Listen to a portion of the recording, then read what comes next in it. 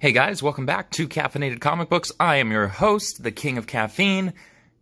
God knows I need it. I'm running on like 2 hours of sleep right now, but that's neither here nor there. Monarch of the Mocha and ruler of the roast. This morning we are getting into Young Justice issue 2. This is under Brian Michael Bendis' new imprint under DC's DC Universe label.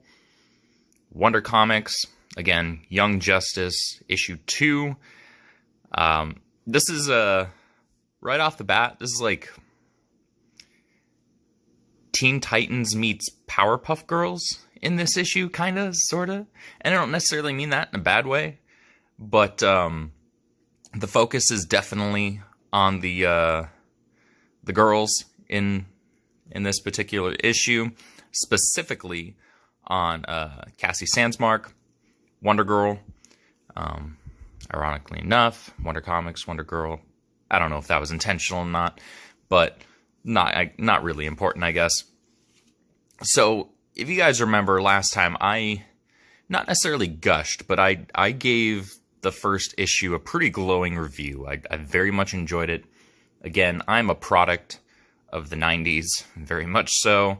90s comics, early 2000s comics, like Young Justice and old school Teen Titans, books like that resonate with me quite deeply. And issue 1 kicked things off just right. Issue 2, it was a bit of a half step back. It's not bad. It's still good, but not a lot happens. And I guess that's something that can be said for a lot of comics these days, right? So there's this thing, and I don't know who started it.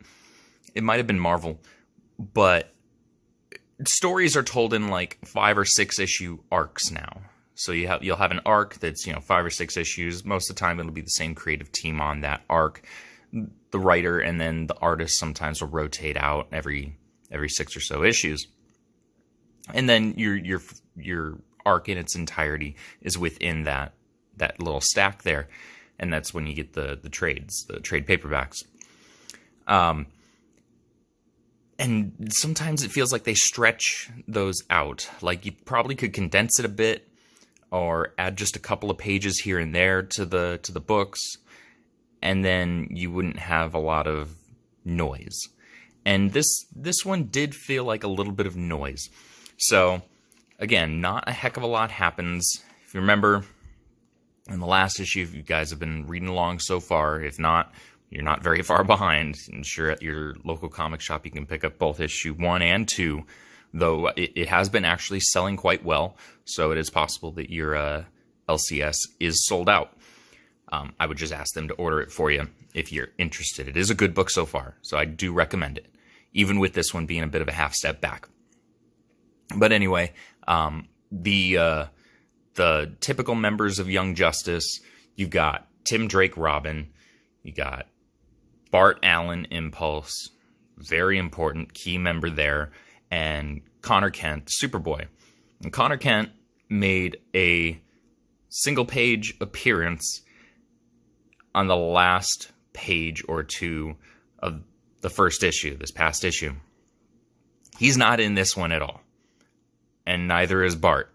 And that really annoys me because those two characters are characters that have not been in Rebirth's continuity really up until this point. Now, Bart Allen popped up at the last page of the wrap-up of Flash War, but we haven't seen him for months. Though Flash Annual number 2, which I will probably be reviewing later on today, does touch on that. But anyway, those two characters are nowhere to be seen in this book, which is annoying because it's like, okay, I kind of was excited to read Young Justice again, specifically because it brought those two characters back. So where are they? Kind of annoyed. We'll see where it goes. Hopefully next issue will kind of bring it all full circle. We'll have the whole team together.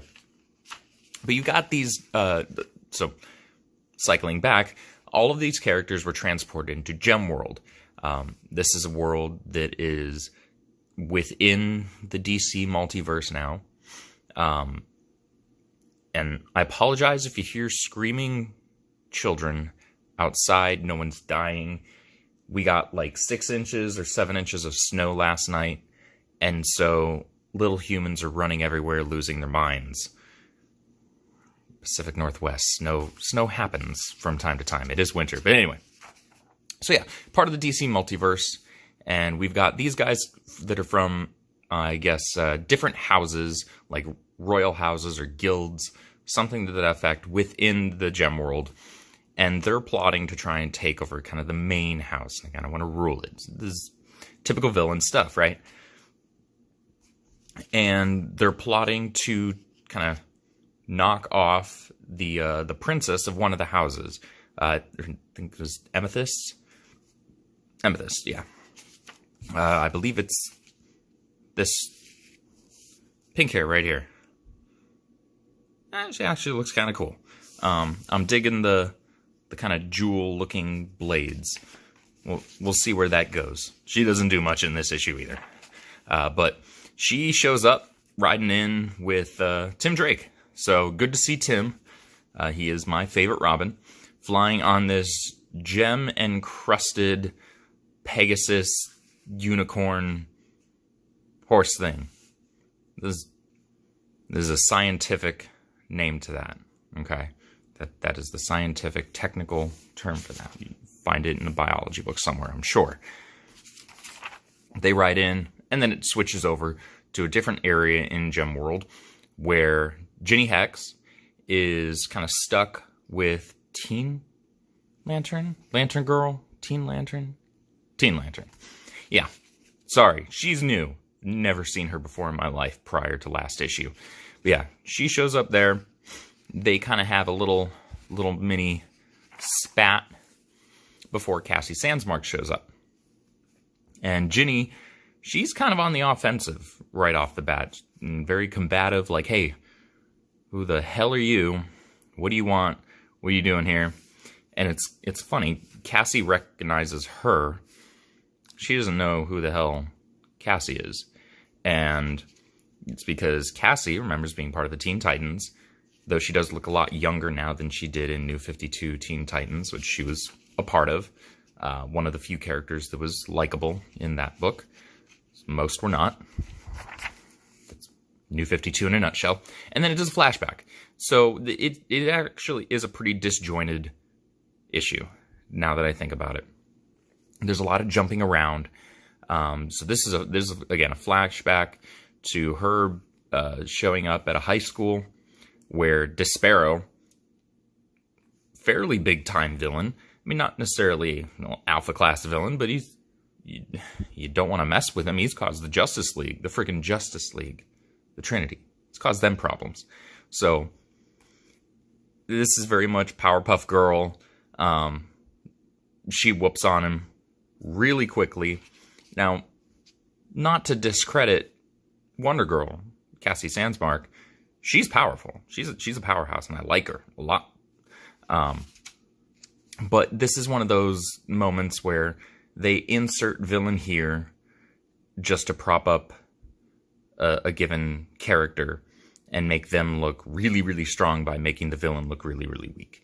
And I don't like when they do that, because it kind of makes every single time in the past where Despero has given bigger characters problems, it really takes away from that, and it cheapens the effect, right? But again, she kind of whoops his ass, and they're doing this thing where, like, nobody really knows who she is, but they kind of feel like they recognize her. And she's like, oh yeah, it's just like I was back in high school. I'm invisible. No one knows who I am. And then she notices this old guy. It's like, who's the old guy? And she knows who it is. And apparently, if that will focus, she's none too thrilled about it. It turns out that this is her grandfather, Zeus. I guess not a bad grandfather to have, though. Probably has a lot of cousins or half-brothers and half-sisters around the world somewhere, because if you read anything about Greek mythology, Zeus got around. He very much liked to spread his wild oats. We'll put it that way to keep it PG here. So he's all happy to see her. She's a little more skeptical. She's, old man, what are you doing here? You've really never come to see me. And he apologized to her and says, well, that's kind of why I'm here. I'm sorry I haven't really paid any attention to you. I feel like I should have a relationship with you because you're my granddaughter and so forth. Kind of disconnected, you know, parental, grandparental. That's going to be a word. Deal with it. Sort of a relationship and wanting to repair that. Okay, fair enough. And he gives her this necklace that is supposed to be some special amulet from the gods. He said, well, you deserve this now. And this is something that I like. She says, well, why? Why do I deserve this? What do I need this for? Let me make sure I'm not going to be busting any copyright stuff. Okay, so a couple of pages before. I don't have to go through the whole thing. And she gives it back to him. She says, you know, I like to earn what I get. And all my life, I've worked hard for what I have, and I don't want that to change. And he's not exactly thrilled about it. He calls her ungrateful. I guess I can get that, but at the same time, I got respect for someone who doesn't want any handouts. Now, this is in stark contrast, right, to virtually every other female character we're seeing in comics today. Virtually every, that might be a bit of a stretch, but you have a lot of characters out there where they're the Mary Sue, right? Right off the bat, they're the best at everything. They're the strongest. They're the fastest. They're the smartest. They simultaneously can lift the world on their shoulders and solve quantum equations like that, you know, faster than Thanos can snap his fingers. And that gets really old really quick. And by really quick, I mean it's old from Jump Street, from Get Out. And she's not like that here, which I really like, because that kind of keeps her character in line with how she was in New 52. Again, New 52 is, you know, at best. But her character was actually enjoyable, as it was prior to New 52 as well. And so in pre-52 continuity, when she was part of the Teen Titans, which she seems to, I mean, it's not necessarily hinted at whether or not she recalls her time on the Teen Titans then as well. That might come into play once she meets up again with Bart, who had a crush on her in pre-52 continuity, as well as Connor.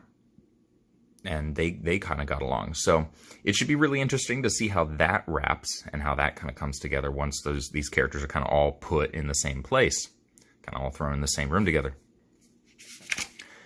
But eventually Zeus says, all right, fine, be difficult. I'm going to do my thing. You go do your thing.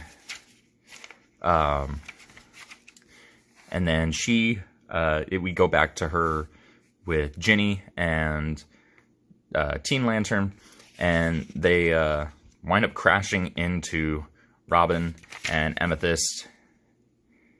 And they're like, I guess we got a thing that we need to do together. And then they reveal some big baddie on the very, very last page. Like I said, it felt like a little bit of a step back because the tone that was set in the first issue was fantastic. It felt like the Young Justice comics that I grew up reading. This one, measurably less so. However, I'm still optimistic because of how well the first one was done. So anyway, guys, let me know what you thought of this issue. Let me know what you thought of the video. Please hit the like button, subscribe, ring the bell for notifications, share the video, share the channel. Please help get the word out. I'm trying to do some more esoteric videos as well as these comic book reviews. I might scale a little bit back on the comic book reviews to just a few issues each week, and try and shift more into, I don't want to use the word diverse, but I guess more diverse content in terms of the type of content that I'm putting out there. So let me know what you guys think of that idea as well.